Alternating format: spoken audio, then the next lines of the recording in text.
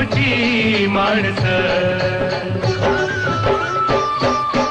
आमची माती आमची माणसं, आमची माती आमची माणसं, आमची माती आमची माणसं, आमची माती आमची माणसं.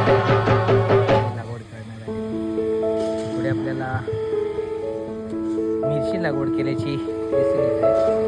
ही गव्हाला सगळ्या शेंगा लागलेल्या आहेत.